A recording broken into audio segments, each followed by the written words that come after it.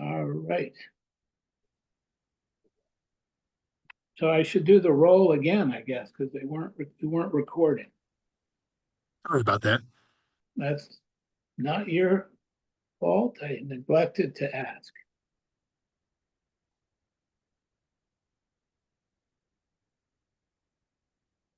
Val, are you with us?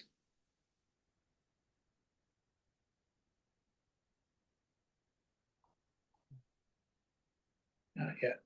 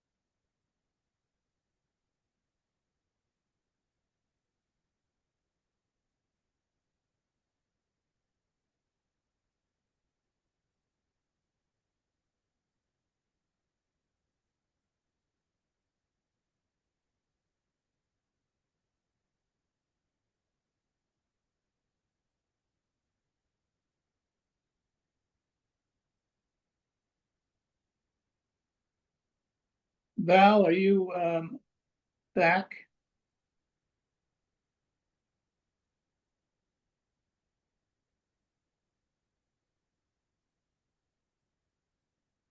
Guess not.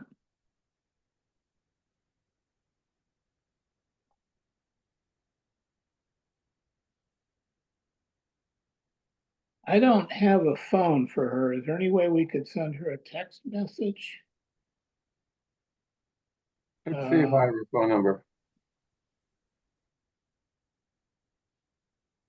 Are we waiting for a quorum, Sergio? We are. Oh, there she is. Oh, Val, I cannot hear anybody. Oh, boy. Val, are you with us? She's having trouble hearing us. Now she's muted.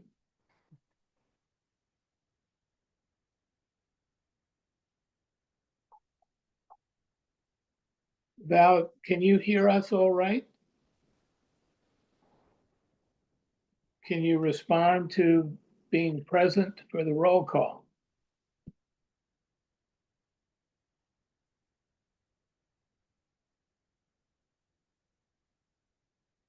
Anyone have any advice? Before she went back on mute, I heard her say, "Oh boy, why can't I hear anybody?" So I don't think she's able to hear what you're saying, Sergio, right now. We could text her, Bernard, if you want to text her. Just say,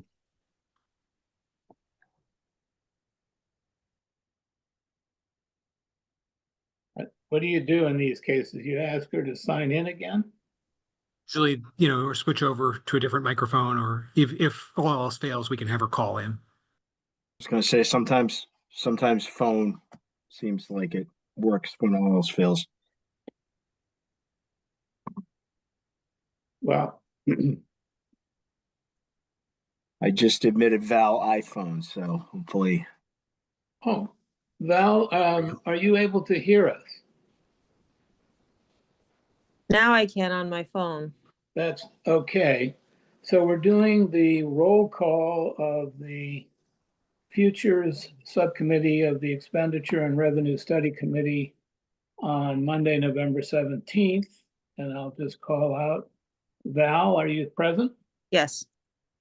Bernard? Yes. And the chair, Sergio, is here, so we do have a quorum. And I mentioned earlier that our other two members, Cliff and Sadaf, had given me warning that they could not be here. So we're the committee this evening. Did anyone have a chance to look at the minutes from our last meeting? I did. Yeah. Are we able to Approve them? consider the meetings? Do we have any changes or recommended alterations? No, I thought they were very good. Yep. Quick, Excellent. quick recap is helpful. I will move the minutes. Can I get a second? I'll second. All in favor, please by roll call. Val? Yes. Bernard? Yes. The chair votes aye, so the minutes are accepted. Thank you. Our first agenda item this evening was the memo that Bernard has been working on over the last few weeks. And Bernard, I will turn it over to you. Okay, not much to add. I'm proposing that the conclusion in this memo be what we put into any report. Maybe edited down a little bit. I did talk to Kara and Ted Costigan regarding those aspects of the conclusion that related to their work. They gave me some very helpful suggestions, which I think I forwarded to you. Progress. Yeah, I saw that late in the afternoon. I confess that I did not have a chance to look at them. Yeah, no problem. But I do think what we need to do, Bernard, is to ask that you send those to Nicole and that she can post them yeah, for the members to look at for our next meeting. will do. Let me make a note of that. Did the comments from Kara add sort of material information that we might want to be aware of this evening? No, I think what they did, is to clarify some things, propose a better way of wording. That's basically it. I think they're very good. What I'll do before I give them to Nicole, I'll try to incorporate everything and clean it up a little more. But I think, the basic outline of the summary is sufficient, is complete. It's the portion that you called conclusion. Yes, yeah, I'm sorry, conclusion. Yeah, so your thought would be for the committee to consider incorporating that into our report to the full committee, and that the rest of the material might reside in an appendix or something of that nature? Yes. And Makes sense. the rest of the material is interesting, but it's not really pertinent to, the what we want to get across in our report. But it may be useful background. Okay. Yeah. All right. Val, you had a chance to look at, By the way, I also talked to you, Lincoln, right? And I did have a discussion with the hold on, someone the else. legal question that you were investigating. Yeah, we cleared that up. Lincoln cleared it up, I think. Yep. You had some other communication with the planning department, maybe? Yeah, with Meredith Mooney and Ken Lewis, who's with EDAB. Right. So, and that was early on. Right. But Okay. so, You were going to add something, Bernard? no. Okay. I was going to ask if Val, did you have any thoughts or comments? Did you have a chance to see it? I have not had a chance to review it, I have to say. Okay, so we'll, I know it's been a busy few days.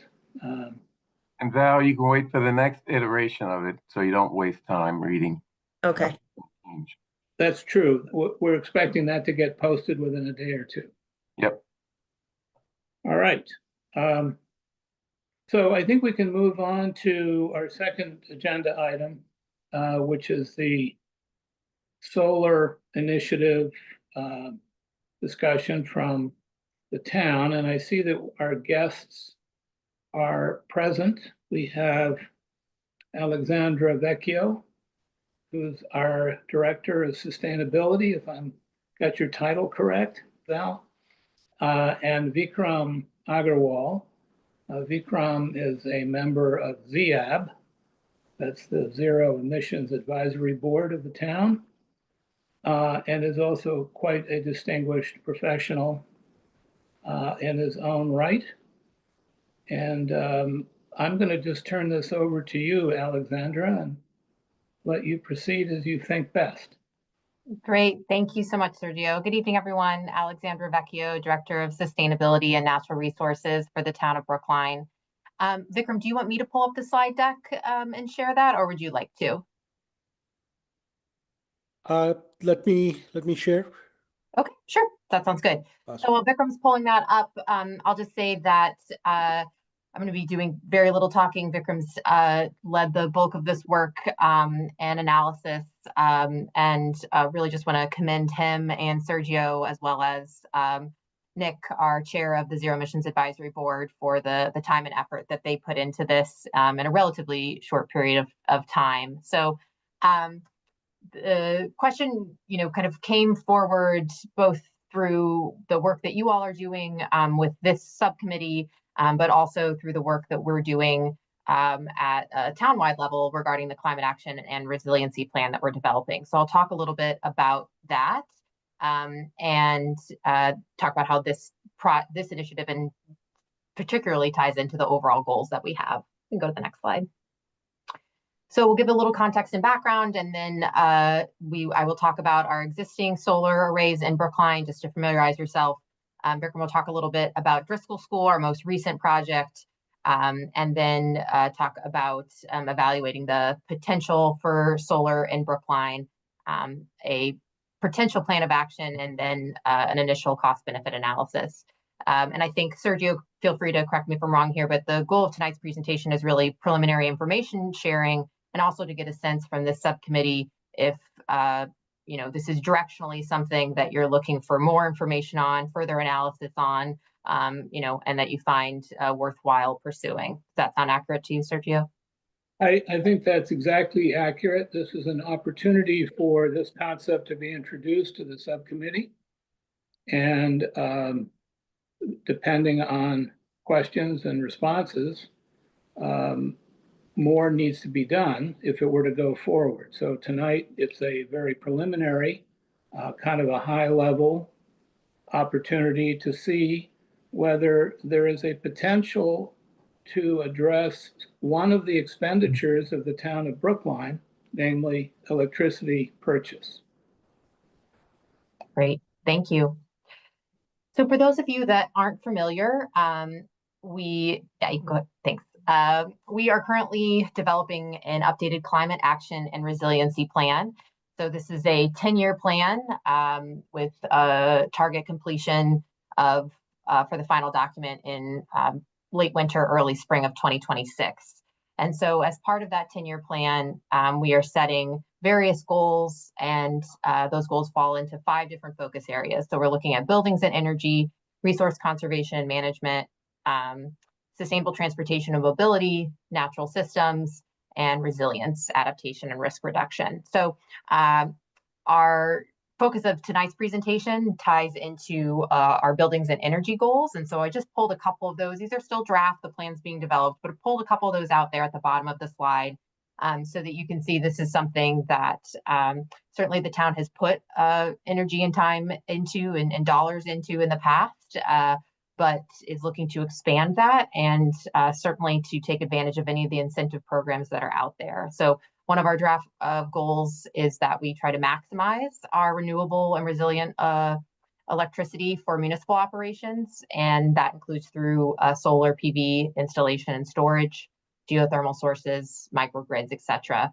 We also are looking to leverage increased efficiency and decarbonization projects that will help us cut our greenhouse gas emissions for both municipal buildings and streetlights by 60% by 2036. So 60% in the next 10 years. So ultimately, the town has a goal of net zero carbon emissions by 2050. And this is a 10-year plan, which doesn't get us to 2050, but is setting us up to be on target for that. So in this pie chart on the right-hand side of the screen, you'll see that this is a breakdown of just the emissions associated with our municipal operations. So this does not include, residents or commercial buildings. This is really about 3% of the town's overall greenhouse gas inventory comes from our municipal operations. But of those emissions, 41% come from energy used in buildings and facilities, and 6% comes from energy used for our streetlights. The rest is all transportation related or waste and water related. Go to the next slide. So as I mentioned, Brookline has had a long history of working on solar installation here in town. So this just gives a quick synopsis of the projects that already exist that have solar installed at these different buildings.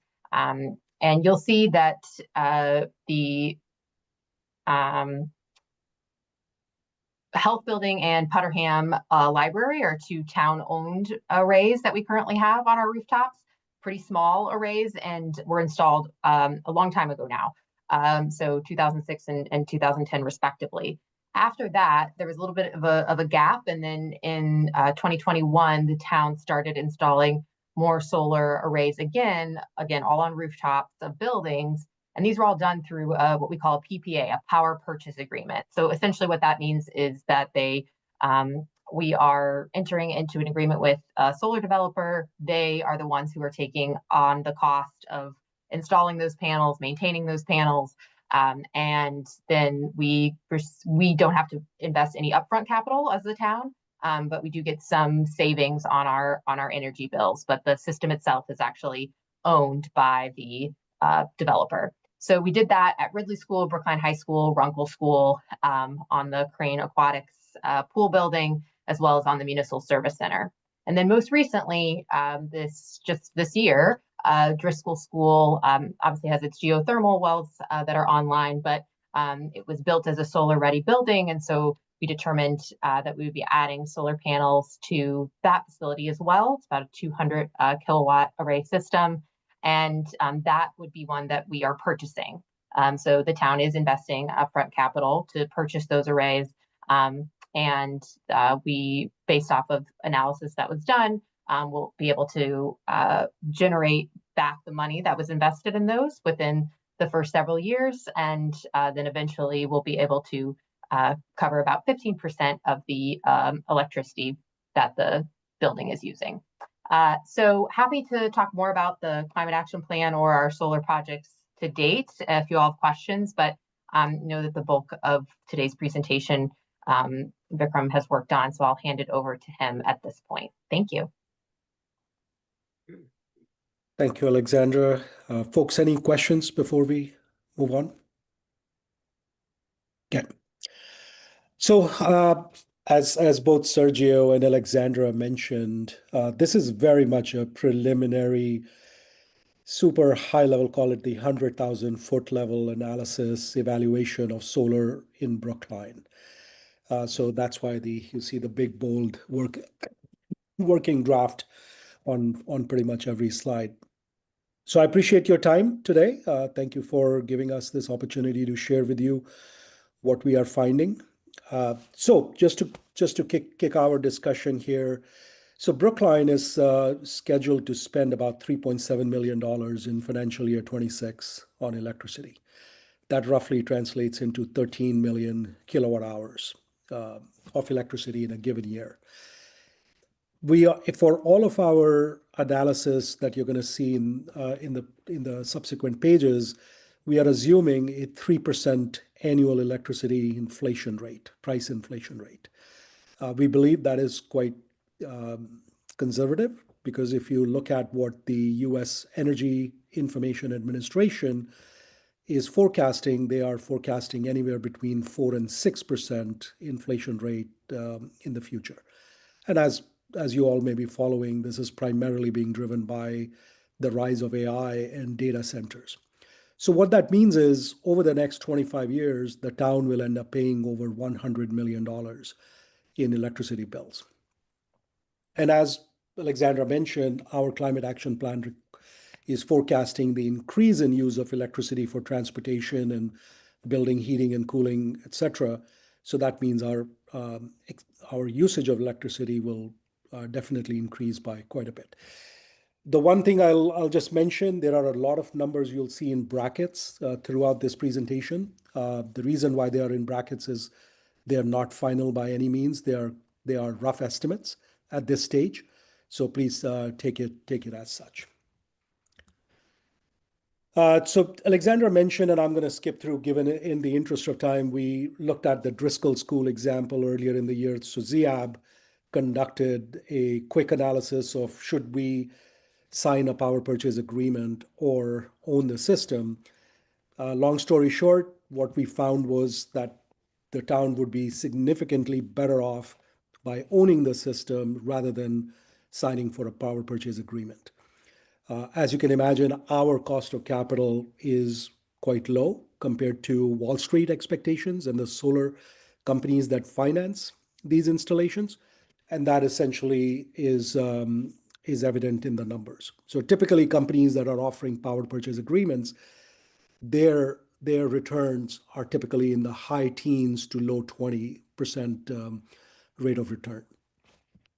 So I won't spend too much time on these slides. You have these in the deck that we sent out earlier, and you can, if there are any questions, we're happy to take that as needed.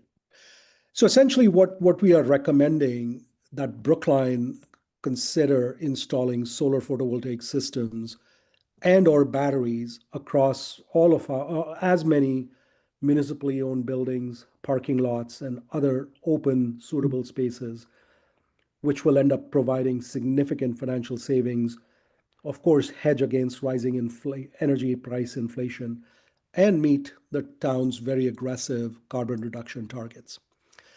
And the other strong recommendation that we are making here is that the town consider doing this as a package to essentially benefit from economies of scale. Because with economies of scale, all the numbers that we are about to present to you, we can do even better than what we think we can achieve by anywhere between 10 and 15%. So while the numbers are already looking good, I think we can do even better. So in terms of plan of action, this is a very, very high level summary of what we are thinking is currently the first step that we are sharing with you is very much thinking about, is there a business case? As I think Sergio mentioned, is there enough juice worth the squeeze? Should we even be spending even an additional hour on this topic? So that is what today's presentation is all about. Is there enough juice? If we believe in consultation with the right stakeholders and decision makers that yes, this is worth moving forward, the next step, what we would recommend is to engage with an engineering and design firm to validate, to verify, and make sure the numbers that we have initially estimated to firm them up, to actually see what those numbers are likely to be in terms of upfront investment costs, or how much of solar can we install, what it's likely to cost, and what kind of return we can expect. Then, if that all goes well, we will again review all those findings with the stakeholders and decision makers. We will then move forward with a recommendation for budget approval. If that goes well, issue the RFP, and of course, then move ahead with contract and install. And I know this is a very simplistic view. There are maybe another dozen steps that I've not included in here. Bernard, any questions? I don't have any questions. It's very interesting. It takes a lot more study by those of us who are new to this than we can give it that in a meeting like this. But I think that we can come up with a way in which and this proposal would make sense in our report. as a means of assuring taxpayers that we are working to address, the problems that Proposition 2.5 imposes on us. So, Yeah, I'm sorry if I missed this, Vikram. Do we know how many square feet of rooftop we have on town buildings? Yeah, I'll review those in a second in the Okay, following great. slides. Hi, Chaz. And thank you for this, and Alexandra as well. I think my question here is about orders of magnitude. Given what we're talking about, sort of is put solar in as many places as possible. You have the um, the cost question then becomes one of, if this is a capital improvement plan item, how many millions of dollars are we talking about? Are we talking about one? Are we talking about 10? Or are we talking about 50? Because that then requires different levels of intervention. We could debt finance, obviously, some things, but if we debt finance them, then that's to the exclusion of other potential debt financial projects. And then once you get above, a certain amount of debt, then what you're talking about is a debt exclusion, which then kind of kicks it back to the voters. So I think my question is, do you have a sense now, like a back of the envelope calculation on, in your ideal situation, how much this would cost? And if we were to do, say, just municipal buildings as they exist now and maybe not parking lots, Give how me would 2 more that? minutes and we'll have that. I'm so sorry. I'm so. You guys are not aware that Vikram kindly paused, but there are about 6 or 8 more rather critical slides to come. I'm so sorry. Go right ahead. These are great questions, and we hope we can answer them. Sounds So- good. So my apologies. I did not mean to suggest that was it. So we started with a very high level analysis of about 70 or so buildings owned by the town, about 15 parking lots, 5 parking lots at schools, and then also looked at the town transfer station in Skyline Park, the open spaces, non-recreational spaces. One of the other things that we are assuming as part of our analysis is that the town will not qualify for the federal investment tax credit. So all economics that are being shared will be making that assumptions. There is a chance that we may get that, about 30 to 40% reduction in upfront investment. But for our analysis purposes today, we are not including that. So based on very high level back of the envelope analysis, what we found is that the town could potentially install 9 megawatts of solar panels on some of the buildings that we have, buildings and the parking lots and open spaces that we have initially identified. And that could potentially generate approximately 90% of all towns' electricity usage. Roughly the way it translates into, and Val, I think this may answer your question, about 2 megawatts would be installed on building rooftops that the town owns, about 15 or so building rooftops. About 6 megawatts could fit at the town's transfer station and the Skyline Park area, and about 1.2 megawatts on the parking lots as solar canopies on the parking lots. Of course, we always have 2 options. We can either sign a power purchase agreement or fund using our town's capital. But as I mentioned, we are assuming, given the numbers that we have run, that if the town funds the capital investment itself, here are some of the numbers that I would like to run by you. And sorry, it's a very, very dense slide, so my apologies. So let me start by setting up what this table is showing you. So on the first column, these are the locations of the potential solar installs. So as I said, 15 rooftop plus 2 adjacent parking lots, town transfer station, there's some ground mount, some carport installations at the transfer station, Skyline Park ground mount, and some of the other parking lots that will be a carport installation. So the size of system would fit is in the second column. What kind of production will we get? Solar production, so roughly 12.5 million kilowatt hours. What are we estimating to be the initial cost of installation per watt basis? The total system cost. So roughly, Chaz, I think that's the initial estimate is roughly $25 million investment. That would generate an annual savings of $3 million and lifetime savings net of this initial $25 million investment of about $41 million. And we are estimating that if we were financing this $25 million on a 10-year loan or a bond at 3.5% interest, these would be the annual payments for the first 10 years for that bond. So roughly call it the first 10-year basis in aggregate, I think we're running break even for these projects. And then over time, we are significantly increasing our savings. So when you're saying savings, Vikram, could you remind me again what you said that we outlay for electricity each year? We are outlaying about $3.7 million a year. Okay, so we'd essentially, So this is roughly, as I said, about 90% of the town's electricity consumption. So Yeah. not 100% offset. and we think for 20 years these would last? They last about minimum, they last 25 years. They can last longer, 30, 35 years. Thanks.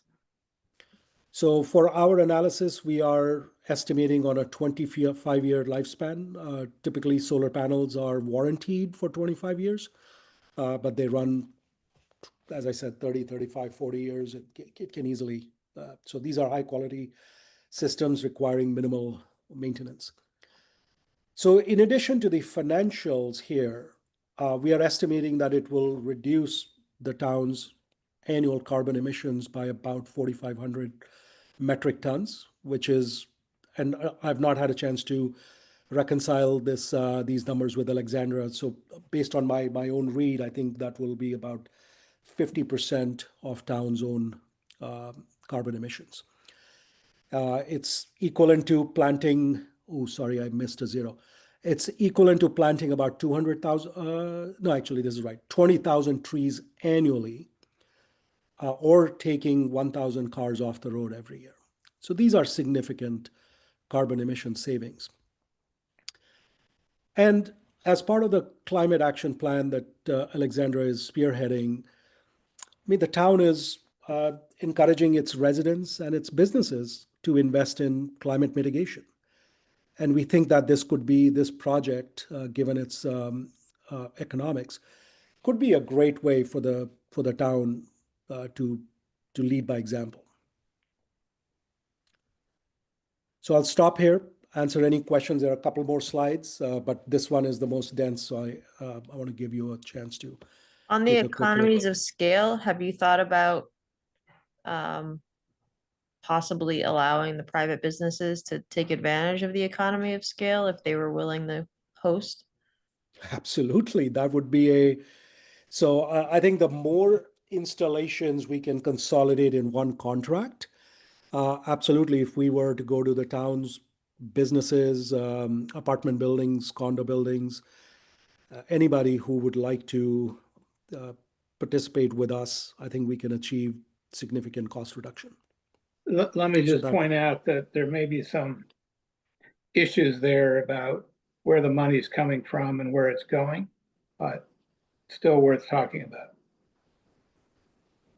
The background almost- here, which I think Bernard and Chaz fully appreciate, is that the town has this rather unique circumstance of being able to borrow at very modest interest rates. But we are prevented by law from arbitraging that in the normal fashion that you would think of, which would be that we could issue a lot of bonds and then go and invest in, I know I'm making it up, but let's say we invested in the stock market. And we're not allowed to do that. We're precluded from doing that. This opportunity is the only one that I've been able to find, which seems to be legal in allowing the town to borrow favorably and to make these investments which bear these rather powerful economic returns, along with social returns, health returns, and so forth. So I'll just leave it at that for the moment. Working into the private sector with public money is something I'm not clear about. We would need to look into that question, but it's a good idea. And as Vikram will show you, or has already, by aggregating projects, we achieve better economics. So let's move ahead. So this is basically I think this is the last, pretty much the last slide. So just a couple more words about this. There is a lot of things that we don't know, a lot of questions that still remain to be answered, a lot of uncertainties that need to be verified. So we have basically done this analysis using satellite imagery and software. Not that software is bad, but in case of solar, nothing beats an actual site visit, having experts walk around the sites, looking at roofs and making determinations, etc. So that is one of the next steps that that we would like to undertake. The town, Massachusetts has a very interesting incentive program for installing solar. It's called SMART, SMART. There are a lot of, they allow for municipalities or municipalities that own solar get special treatment under the SMART program. So something that we need to really do a more study on is what would be the additional financial benefits that the town could achieve under the SMART program. As I mentioned, we are not estimating, we're not assuming that we will qualify for investment tax credit, the federal investment tax credit. But if we could move fast and install these projects and commission them by end of December 2027, we will qualify for the 30% investment tax credit and a higher number if we use domestic content. Example, domestically produced solar panels or inverters. So time is of the essence. We could actually improve these economics. I don't have to tell you 30% benefit on a $25 million project could be quite material. We have to study, we have to discuss with Eversource to make sure that these systems could be interconnected where we are planning them to be installed. Right now, it's a very difficult time in the solar industry. Not difficult, I would say. It's a volatile time in the solar industry because of the expiration of investment tax credit. Everybody who was standing on the sidelines has now jumped in and is trying to finalize deals because of the better economics. So getting time and attention from solar providers has been proven to be challenging. And because of that, equipment prices have shot up. So we believe that post next July of 2026, things are likely to settle down, and we may actually get better price and attention at that point. So I'll leave it at that, and happy to answer any additional questions or whatever is on your mind. I have one question. It's a small matter, but one of the sites is the Skyline Park, non-recreational purposes. What are those non-recreational purposes, or I'm sorry, non-recreational areas that would not obstruct just open space areas that everyone is going to Can I just try to answer that? Yeah. One example would be the parking area. Yeah, that's the obvious one. And it also happens that the entire site there, the transfer station site, happens to have a very, very long access road. Do you remember that? Yep. Comes in off of Hammond. So there is another possibility. And Well, I'm sort of hedging the answer here because I want you to be aware that we understand issues around, for example, Article 97. So we don't know exactly, who, what, and where and how Skyline would unfold in its entirety.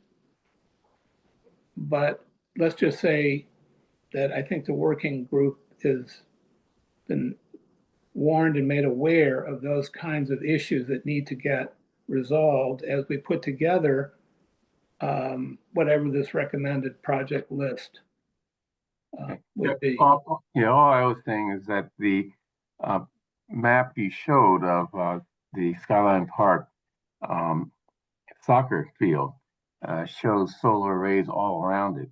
And I just hope that people realize that that's just not that is not going to be acceptable for most people in this town. And we have to figure out ways of working around that.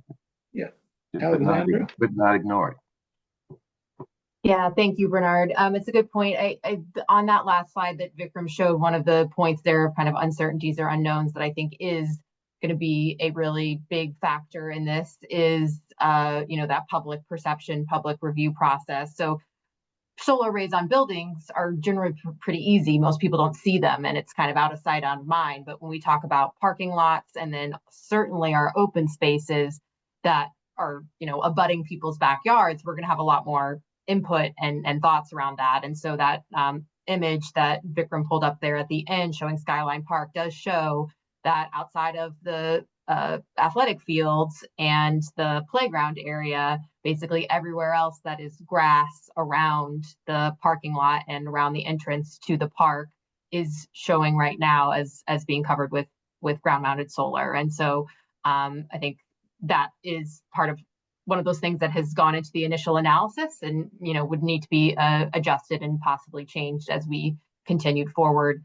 Likewise, on the other side of that, it showed an image of the town's transfer station and the parking lot area there, and the back is used as the town's snow dump area. So that would also be prohibitive, an operational prohibiting factor for those parking arrays there. So lots for, I think, both parking and ground mounted that would still need to be assessed and determined. I think one thing that's helpful here is that Alexandra happens to have a very good background to address many of these questions, having been part of the DPW, first of all, group, and more particularly parks. So she comes to the sustainability role with that in her repertoire. Very helpful. Lincoln. Yep. You're mute. Yes, I just wanted to offer up, I don't want to, the subcommittee doesn't want to get too deep into those weeds right now. We won't, but I know Sergio had asked a series of questions and regarding how this might be bonded and what the implications of that might be. So, I'm here to answer any questions. We have most of the answers to that now. Not every single one, but most of them, and happy to, answer some of the questions on that if the subcommittee sees fit at this moment. Well, if I may suggest, I'd actually like to pose a question to us collectively. The traditional method for which the town would do such projects would be in our CIP. If any of you have looked at the CIP, I haven't seen any dollars allocated to solar. None. Alexandra will be making a request for FY26, a modest one for $500,000. Maybe or maybe not, it'll get there. So the first question I would ask is whether presented with a project which provides an economic return, which is somewhat unusual for a CIP item, whether this would jump to the front of the line or even be accelerated for that reason. And then second, if the answer to that is, well, that would be nice, but we really can't do it, then I had also raised the possibility that we could go to the voters with a capital override to issue a bond for this purpose. And I think I'm correct in saying that this would be the only time that I'm aware of that we would go to the voters and ask for money but tell them that we're actually going to give it back and then a lot more than that. So I'll leave it at that for the moment as a first level, I think, conversation.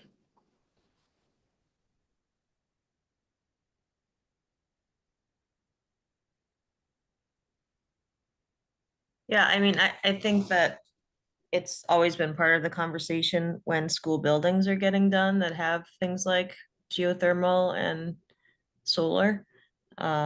Obviously the bonding is for a much greater number than what the solar or the geothermal would be. But I do think that that's a way certainly to approach voters. I don't know, and Lincoln would know how much bond capacity we have and what's coming off when and all that sort of thing. Chaz? Yeah, so I can talk a little bit about this, and then I apologize. I have to then put my kids to bed. But I will just talk a It's a little good bit. excuse. It's a great excuse. I will have it at town meeting tomorrow, but I do just want to flag a couple of things. Excluded debt is treated differently in almost all cases from unexcluded debt, which is to say, that if you went out to the voters and said, hey, we could do this, it's a temporary project, raises the debt limit temporarily, raises your taxes temporarily, afterwards there's a benefit to it. Yes, that could happen. Right now, when you factor in both excluded and unexcluded debt, I think, Lincoln, we're around between 12 and 13% of our budget is debt Right. at this point. Yes, yes. Service. And at some point, the ratings agencies will call that. At some point, they will say, look, excluded or unexcluded, you're not going to be able to go to the voters forever. But we haven't hit that point yet. And I don't think we would necessarily hit that point with a small scale project. But that is just a concern out there, right? We are currently the highest I think we've ever been percentage wise in terms of the percentage of our budget that goes to debt service. We just have a large number of capital projects that we are still paying off and that are still frankly coming online. We still haven't seen the full brunt of Pierce and the fire stations along with everything else that we're currently paying for. So things don't improve until 2030, 5 years. Correct. So that's one thing to consider. Do CIP projects jump the line? Not necessarily, but it is something that we would take to the select. It's something that we want to make sure the CIP is supposed to align with the select board's priorities. And so when we do the forecast in December, the first thing that's done is the CIP, is a draft of the CIP, so that we can talk about what our capital priorities are. And when we build out the CIP, we build it out on a 5-year schedule. So that's what is something that you think about long range whether or not you're able to do it. Chaz, before we lose you, I wanted to push back a bit on the debt service question, which is if, as the preliminary numbers suggest, the payoff in the first year of operation meets the debt service. You saw that from some of Vikram's examples. Yes. Does that change your view about it, whether it were town issued or whether it's done as an override? My view on this now is that you really have two projects here. One is the assessment.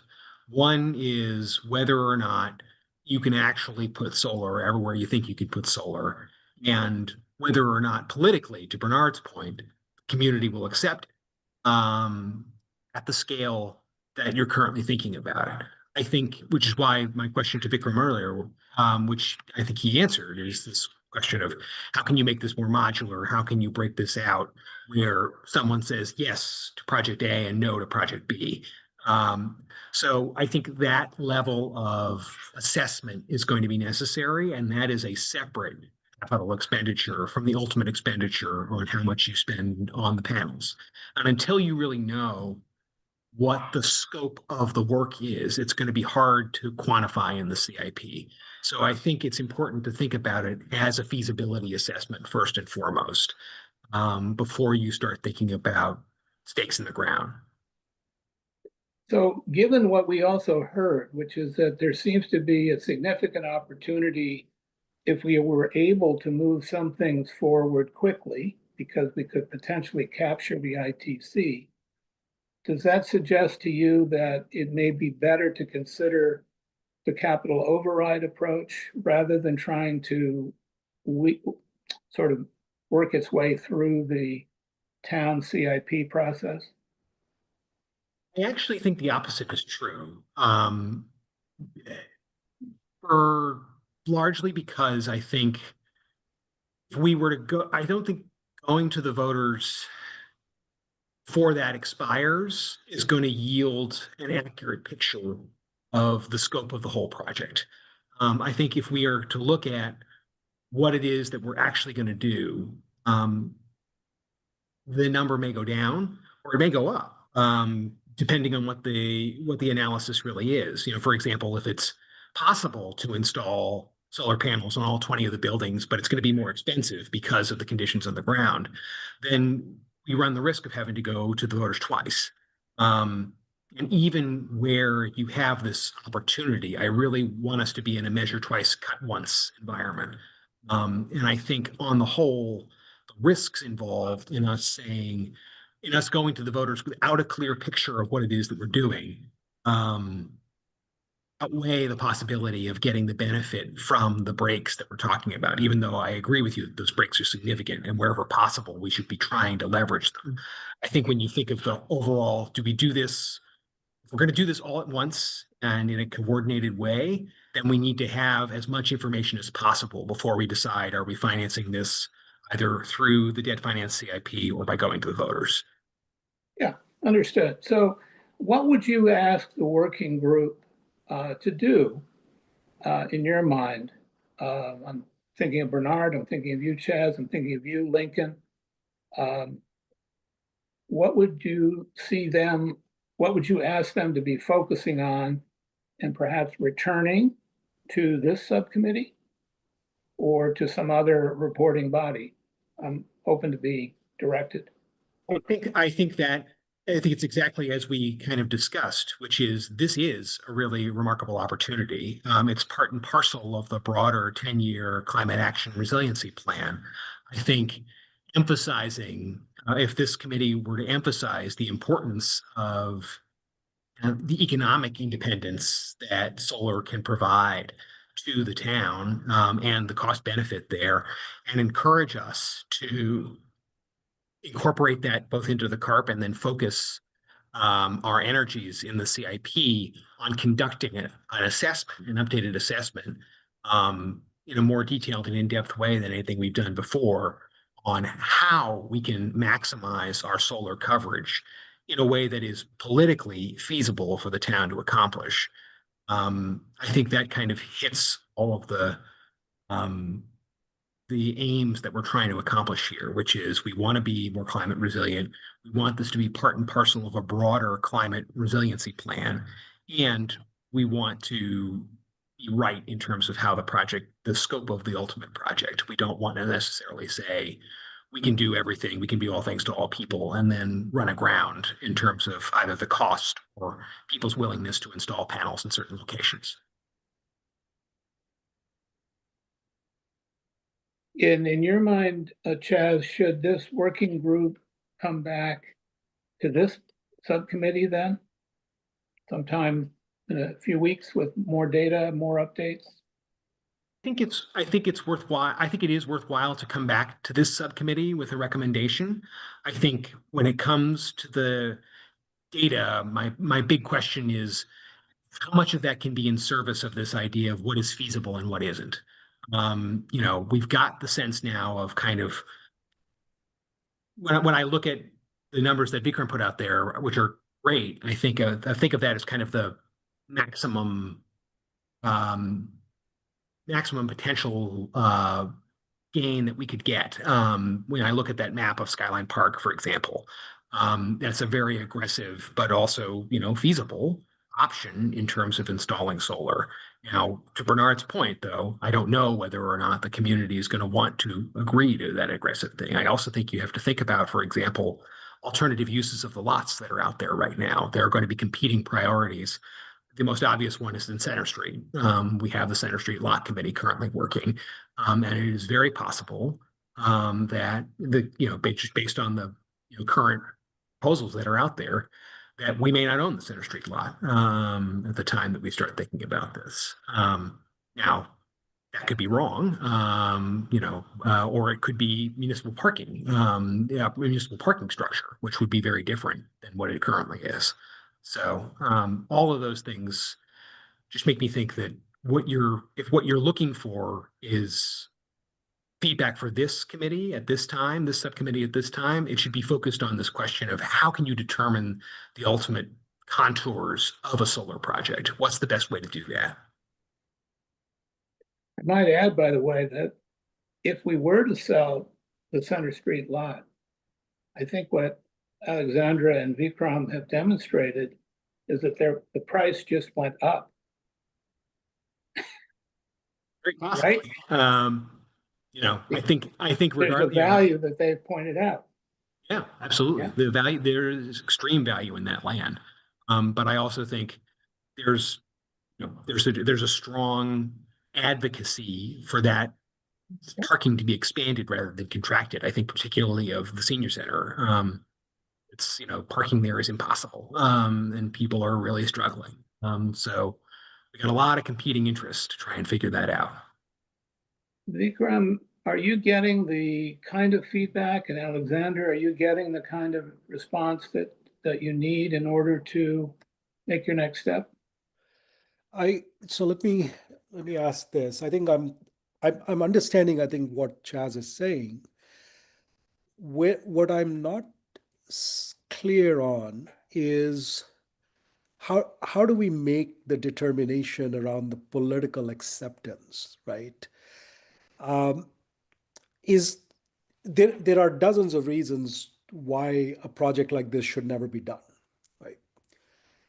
And any one of those reasons are enough to kill a project like this. So what in my hope is, what kind of support can we count on from the powers to be to stand behind something like this and make the unfeasible feasible, right? I mean, climate action is very tough, as you all know. There is a reason why we have not been able to mitigate any kind of, I don't have to explain that. And a project like this, where you have positive economics and all the good reasons why the community may not be for it, how do we make it so that is, I'm not clear about those boundaries, if you would, right?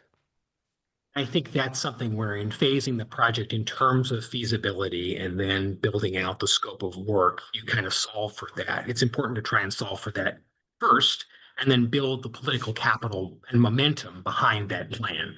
I think of, for example, how the MBTA Communities Act compromise plan came into being, which was really there's a lot of, frankly, horse trading between various power centers and schools of thought in order to get to a 2/3 vote in town meeting, which is what they ultimately needed. And I think the teams involved in that worked in good faith across many different constituencies to reach that point. But that's why I think it's important, rather than trying to do that now theoretically for every parcel and then coming up short, or then coming up against the practical problems that you inevitably come up with, which is people think it looks great on paper, and then when you say, okay, we're doing it, they say, wait a minute, I didn't want it, I didn't actually want it, I just thought it looked good on paper.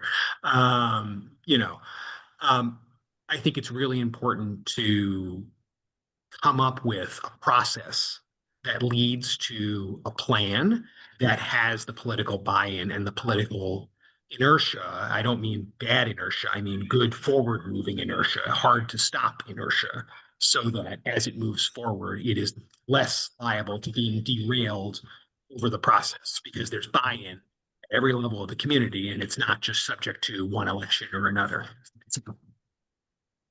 Okay, buddy. Well, I think your point's excellent. I think Vikram's point is he's not a political leader, but he's trying to talk to those who he believes are political leaders. Well, maybe the answer is, let's not let the good be the enemy of the Let perfect. not be the perfect, be the enemy of the Right, good. whatever it was, right? In other words, take off, or don't think about, what is the, perfect solution here. Let's figure out what is a solution that is doable, is sufficiently modest that it's not going to create a huge amount of reaction, and see where you go there. And what that does, I think one of the important things that does is that it forces you to look more creatively at sites that can be used. For example, instead of taking away all the green space on Skyline Park, the idea of creatively coming up with ways of using the access roads to the transfer station, would make more sense. And you're now forced to think of that as opposed to something that's just not going to work. I had the Well, that's- idea that they should do the exact opposite of what the drawing showed. They should cover the soccer field, make it like an indoor arena, and leave the green. I mean, why not, right? With an ice rink there Yeah. too, while we're at it. Yeah. And then a pool on top of it. Right. No, Right. I'm being a little facetious, but I think, so this is why I think it's really important. We get so hung up on the details of individual sites sometimes when we dig into this, that I think what's really important in terms of the next steps in the CIP is to think about who is capable of doing this kind of assessment. What kind of consultant or outside, entity is capable of doing the sort of townwide assessment with that political valence included? Who has a track record of building plans that are capable of obtaining buy-in? And then I think you have to run that by the select board. And what I would go back to is the form-based zoning conversation that was had at the beginning of the MBTA Communities Act. And, Bernard was there, that was a fight, there was a real, initial reluctance to put out an outlay of over $250,000 to begin that process. But ultimately, the select board thought about it and had a spirited debate about it and agreed, we should at least take this step because the potential for payoff is so high. And that's the same kind of analysis that I think would be most beneficial here. Who is capable of doing the work in such a way that they can create something that sticks? And what does that look like? What does that process look like? And at the end of it, how much is it going to cost? How much are we going to pay for it? You want to answer that, Vikram? I don't have firm answers, but Chaz raises really, really good questions. I think we have a couple of ideas there, but having not done my homework on that in that direction, I would rather not offer a number that I cannot stand behind. Well, but you certainly have been already in contact with some of the players who are likely to be the players. So to Chaz's Correct. point, I think Alexandra and Vikram have actually thought this out substantially further than what we've heard tonight. And I think what this conversation has done is it's given them direction. And it sounds to me like if there's a consulting fee, you should try to figure out what that is and go to the powers that be, which in this case is probably the select board, and make the argument. Yeah. So I think just one other all points well taken. Just one thing I want to make. So time is of the essence. I think we're bringing that. I think my assumption is the earliest we can move forward on anything like this, whatever scope we end up with, is July of 26, right? That is the earliest. I mean, And the if we do thinking want, being that you would need to put it into the budget at the May town meeting and then have it available July 1 is, I think, what we're saying, right? Yeah. that's my assumption. So yeah, if we were to try to do some installations that can be completed and commissioned by end of 27, that gives us under 18 months, which is in some cases that is pretty aggressive, but doable. That said, like I don't want to say I've had some discussions. It is possible. So, I think the so one other what I think I'm political- hearing is I'm sorry. there might be some budget available within, call it the financial year 26, which is we are in currently. There may be.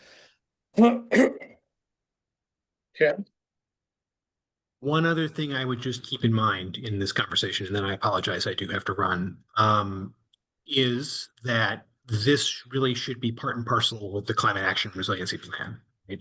This should be an outgrowth of and an integral portion of a broader climate policy because our resources are so scarce. Because in addition to the political competition over which site, this site, not this site, you're also going to have a fight over what is our priority? Where should our resources be spent? You've already had, just in terms of sustainability and, resiliency, a push in town meeting to spend resources we don't have on, things that are obviously very important, things like tree canopy, but that, are not part of a broader climate plan yet.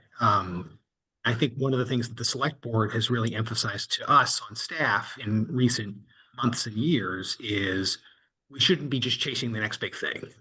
We shouldn't just be letting folks who get the best idea and come in first, spend all the money, and then if someone else comes along with a better idea, say, well, sorry, we already spent all the money on that.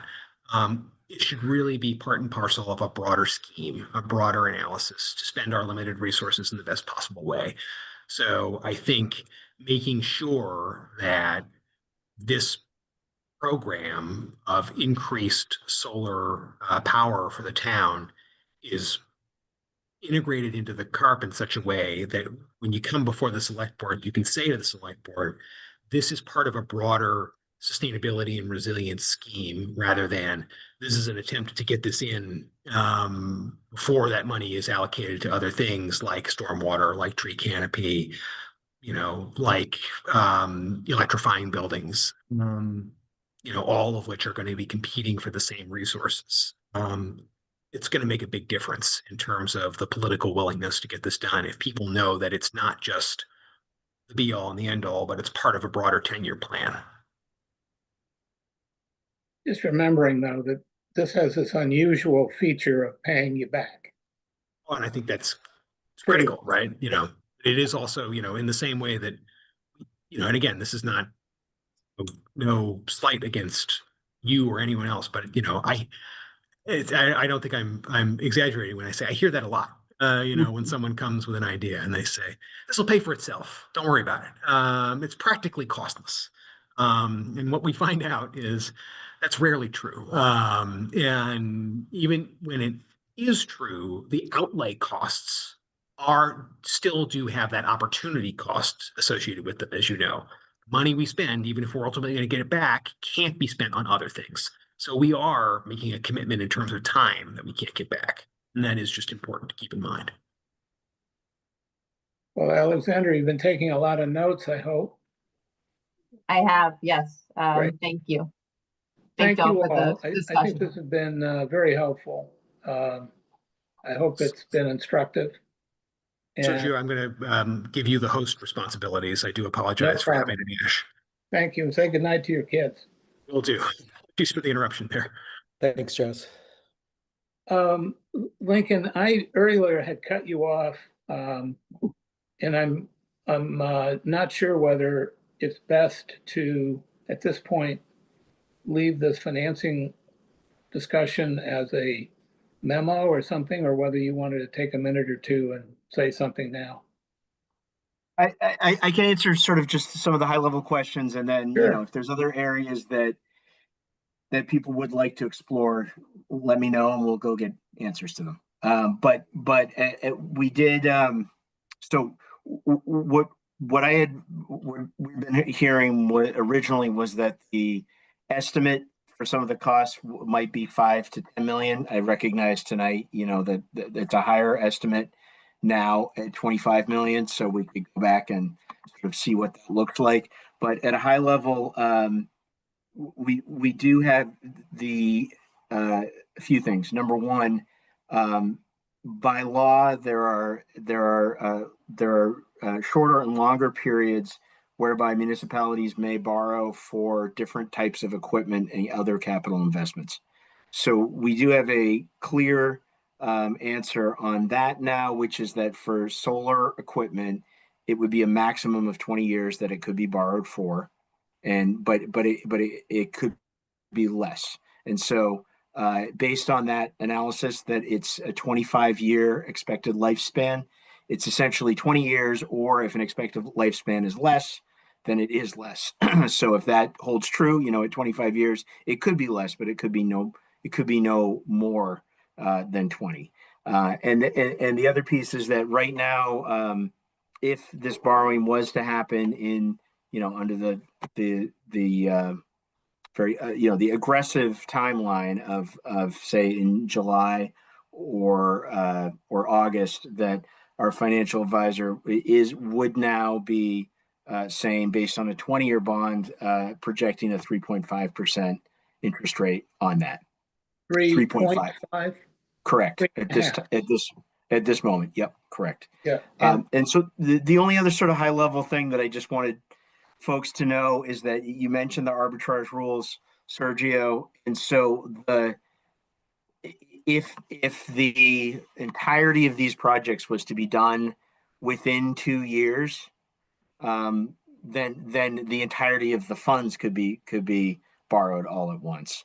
But if it was, if that's not a realistic possibility, then they couldn't be, because to your point, Sergio, with arbitrage rules, there's different timelines. But as a high level rule, if we were to borrow money, it must be spent within 2 years.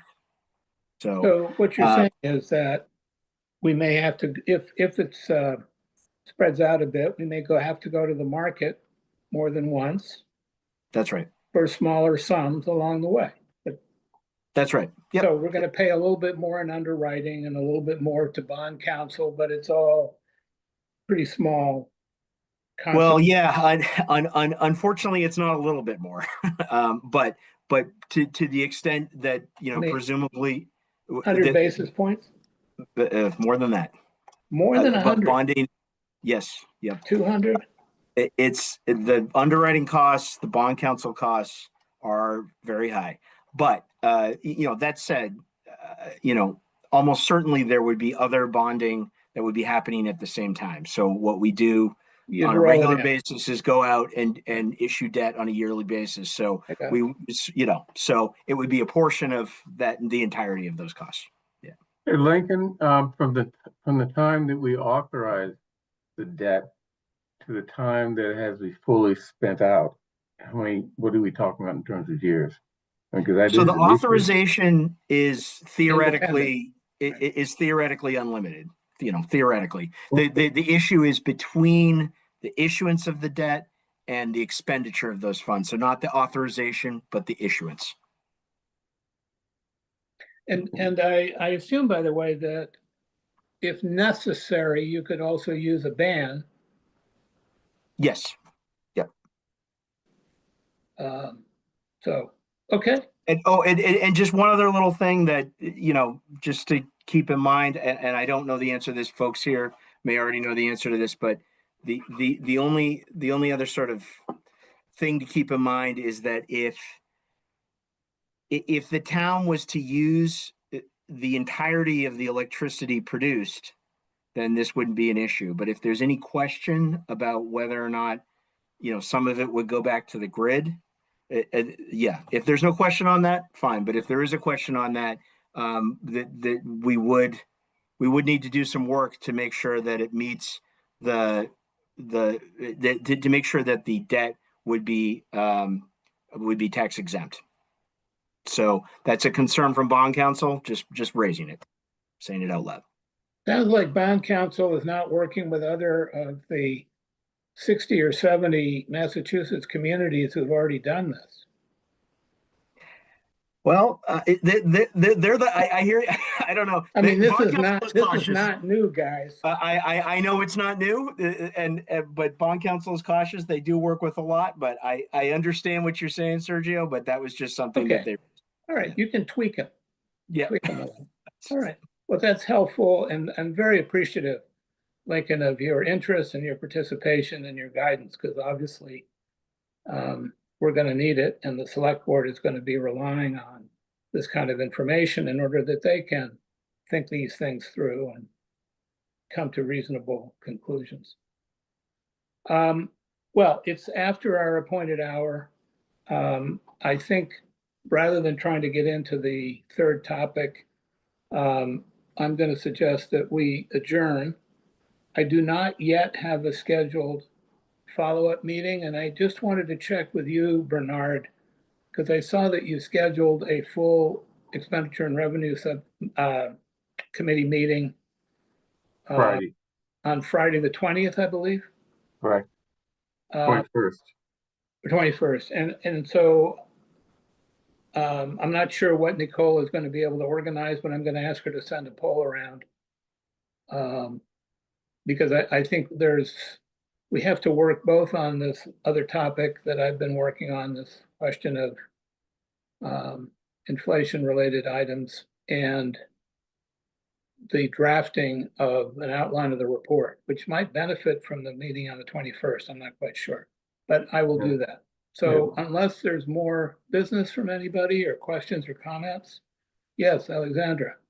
Sorry. First of all, I want to say thank you all for your time. Thank you for the excellent discussion, excellent questions, very much appreciated. Really want to commend Vikram and Sergio for all of their work on this. It's been an extraordinary push over the last couple of weeks. So thank you very much. I just want to clarify. So what I'm hearing is that, are we coming back to this subcommittee with further analysis and information, or are we summarizing that and going to the select board with that information, or some other alternative route? I just want to make sure I understand who we're coming back to, because I believe you all need your recommendations by December, early December, and so that changes our timeline. From what I heard from Chaz, I think he's recommending that we come back here one more time. And the timing of that probably needs to be within 2 weeks, if possible. But I think it's also a question of driving back through Vikram as to what information he believes he may be able to bring to the table in that time period.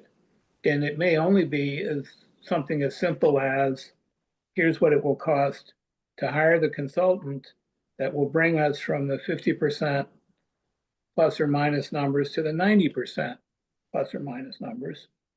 Could be just that, and then you're off and running. All this process is doing is it's offering your team an opportunity to get out a little bit faster out of the gate.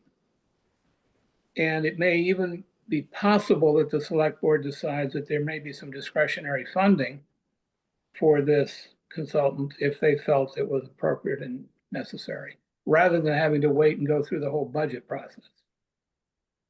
Right? I guess one question is what is the role of the Expenditure and Revenue Study Committee in this? I mean, we're not. My view was only to try to firm up whether the expenditure side, the reduction in expenditures through this initiative, became a part of our report. All right. Yeah. But that's really the key. Part of our report in terms of identifying just projects in the future that will have an impact on our finances, as opposed to making a proposal. It's in the futures for that reason. Yeah. It may be you're comfortable at this point to say we don't need anything more from the working group. I don't know. But I think Chaz was looking for a little bit, one more pass was the impression that I had. Yeah. But what I'd like to see is just a quick summary of the initiative that is being undertaken, so that we can incorporate it into our report in a way that sort of fits with the mandate of this future subcommittee. What are the things off in the future that will have an impact, not at the election in May of 26, but long term in terms of getting control over our budget. And Bernard, when you say long-term, what is that time frame? Well, more than 3 years. More than 3 years. Okay, great. No, thank you. I just wanted to understand that. So, and thank you. So it sounds like coming back here again to all of you with additional information, and then some high-level summary that you can incorporate into the report or whatever the final document is that you're creating for the full committee. Right. And you know, our job is to figure out how we can make this relevant to the voters. Right. Because I mean, this report is going to be for the voters who are going to vote if we put an override on the ballot in May of 2026. So, you know, we want to make sure that, you know, they can see this is relevant, not immediately, but eventually. Well, maybe even immediately. I mean, Well, one of the yeah, if we questions can I show would ask, immediate returns, that's great. one question I was going to ask you, Bernard, in that regard is whether, since some of these results look fairly near term, that is within 3 years, does this actually belong to the town subcommittee rather than to the future subcommittee? Or should the next presentation be with them or jointly, for example? Tell me how it would be, you know, cost savings will be realized that offset the cost within, you know, the next couple of years. I mean, I guess that's what I don't understand. And By we'll having have an great array that's cost up savings. and running. Pardon me? If we have additional arrays that are up and operational, they would serve to reduce the electricity expenditure. But we have to pay for them, and that's a cost that, you know, is not going to be offset for a number of years. Well, it may be offset, remembering that what we pay is the debt service on what we borrow, and that Vikram's initial numbers suggest that the savings are equal to and maybe greater than the debt service. So that means it's revenue positive in the first year of operation. Now, this remains to be proven. But- Yeah, there's some assumptions that we are making, Right. but I mean, that could be- remains to be could be proven, revenue but neutral. you understand my thinking there, Bernard, is Yeah, that I understand that. it's a different animal for that reason. That's a very unusual situation to be able to find such opportunities. That's all. And in that sense, it is sort of more near term. Not to say that there isn't stuff that's longer term. I think you're right about that. And I'm just asking here, since you're chairing the whole committee, what your thought would be. We can take this offline if we need to and talk about it a little bit more.